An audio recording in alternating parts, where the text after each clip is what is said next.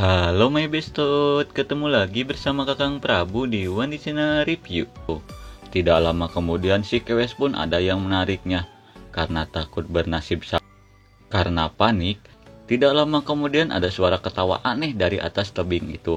Si cewek yang ketakutan pun langsung ngabret si edan-edannya dari tempat itu.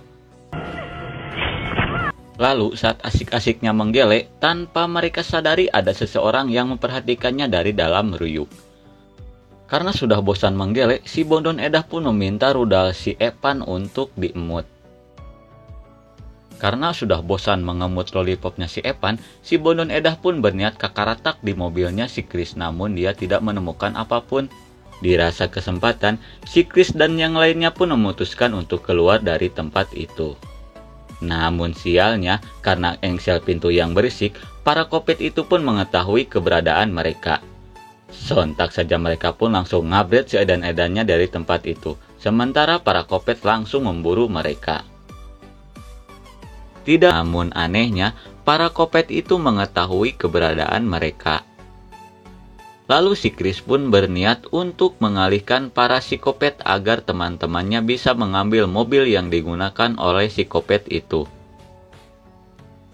Namun sialnya, si Chris harus terheadshot di cokornya. Si Evan sudah modar dengan mengenaskan. Dirasa tidak ada waktu, mereka pun bergas pergi menggunakan mobil psikopet. Lalu mereka pun berniat menjemput si Scott di tengah hutan. Namun sangat disayangkan sekali, si Scott harus modar saat terkena panah oleh psikopet itu. Dirat mengobati luka si Chris. Namun sungguh naas sekali, si polisi pun harus merasakan kelilipan ekstrim oleh psikopet. Si Chris pun bergegas pergi bersembunyi. Si Chris pun berniat mengikuti psikopet itu agar bisa menyelamatkan si Bondon Jesse. Sementara itu si Bondon Jesse pun akan segera dieksekusi oleh psikopet.